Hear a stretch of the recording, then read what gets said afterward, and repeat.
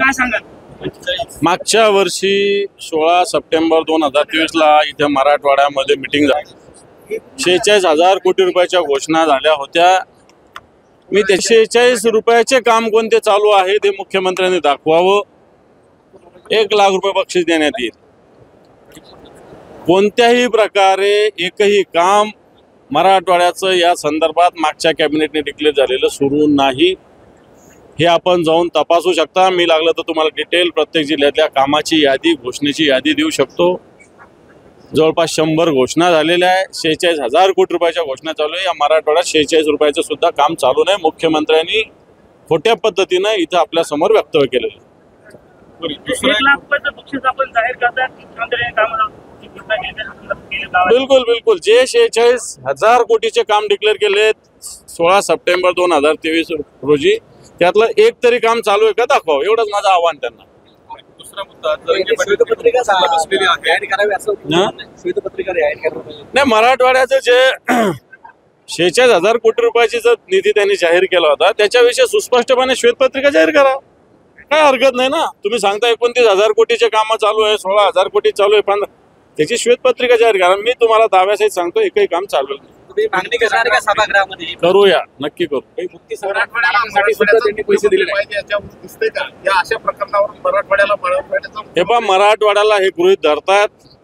मराठवाडा ज्यांनी रजाकाराला पाणी पाजलेलं आहे, यांना पाणी पाजणं अवघड काम मराठवाड्याला नाहीये. दादा एक मिनिट, त्यांनी मुक्ती मराठीला सुद्धा 1 रुपया दिलेला नाही.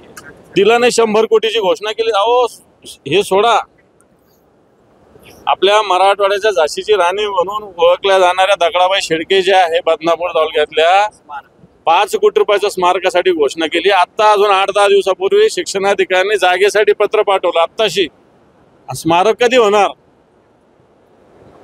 आणि मग तुम्ही बाकीच्या घोषणा, मुक्ती स्मारकासाठी 100 कोटी देणार. जे महानगरपालिकेने याला डेव्हलप करा.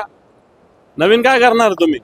मराठवाडा वॉटर ग्रीडची घोषणा झाली 8 वर्ष झालं, केवळ कागदावर. मराठवाडा वॉटर ग्रीड जे कोकणातून पाणी मराठवाड्यात जे वाया जाणार आणायचं होतं, आत्ताशी सर्वेक्षणासाठी वर्षभरानंतर मोठ्या मुश्किलीनं 50 मागण्या केल्यानंतर 60 कोटी रुपये सर्वेक्षणासाठी आले. बाकी काही नाही. सर्वेक्षण कधी होईल याचा भरोसा नाही. आणि त्याच्यानंतर प्रकल्पाला मान्यता कधी मिळेल हा त्याच्या पुढचा विषय. म्हणजे या मराठवाड्याला किमान 10-20 वर्ष हे पाणी मिळू नये अशा प्रकारच्या सरकारचा मनोदय दिसतो. मराठा आरक्षणावर जेव्हा मुख्यमंत्र्याला विचारलं, त्यांनी त्यावेळेला विरोधकांवरती आरोप केलेला आहे की 94 पासून यांची सगळ्यांची सत्ता होती, मात्र आतापर्यंत त्यांनी मराठा समाजाला आरक्षण का दिलं नाही याचा सुद्धा जाब विरोधकांना विचारला पाहिजे असं मुख्यमंत्री म्हणाले. विरोधक म्हणजे कोण होते हे जरा सुस्पष्ट केलं पाहिजे. शरद पवार आणि काँग्रेस असं. शरद पवार आणि काँग्रेस यांच्याबरोबर सत्तेमध्ये स्वतः आताचे मुख्यमंत्री हे सुद्धा होते. यावेळेस त्यांनी त्यांना जाब विचारायला पाहिजे होता. त्यावेळेस सुद्धा हे आंदोलन चालू होतं. या सरकारने आम्ही प्रश्न सोडवतो म्हटलेले, या सरकारने जरांगे पाटलाच्या आंदोलनात सामोरं गेले. या सरकारचे मंत्री 10-10 वेळेस जरांगे पाटलाला भेटलेले. याचा अर्थ हे भेटी गाठी यांच्या खोट्या आहे का?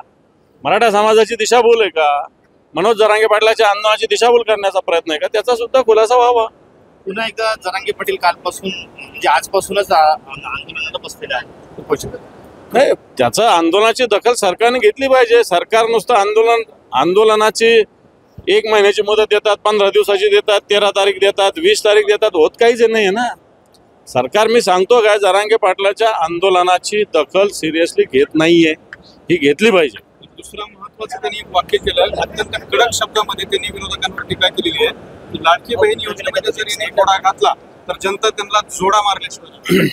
मला असं वाटतं लाडकी बहीण योजना करत असताना या राज्यातल्या माता भगिनीचं संरक्षण महत्वाचं आहे. तुमचं गृह मंत्रालय झोपलेलं आहे का? मुख्यमंत्र्याला माझं आव्हान आहे. रोज घटना घडतात. 8-8, 10-10 वर्षाच्या मुलीवर अन्याय होतात. या संभाजीनगरात झालं, बदलापूरला झालं, कोपरखान्याला झालं, उरणला झालं, अकोल्याला झालं. किती यादी द्यायची? आधी ते संरक्षण करा.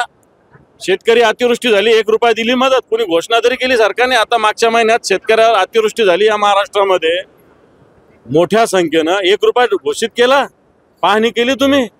तुम्ही काय गोष्टी करता? लाडकी बहीणला तर आम्ही थोडी विरोध केला आहे, पण 1,500 रुपयात काय धकतं? तुमचं गॅस सिलेंडर तुमचं 300 रुपयाचा 1000 रुपयाला झालेलं आहे. तेल परवाच्या दिवशी 20 रुपयानं महाग झाले. कोण करते महाग आहे? जोडा हा शब्द वापरला पण वाटतं त्यांची ती संस्कृती असेल जोड्याची. पण जनतेच्या हातात सुद्धा चांगले जोडे खेटरे आपल्या मराठवाड्यातलं, हे महाराष्ट्रातलं, ते सांगतो. ओके.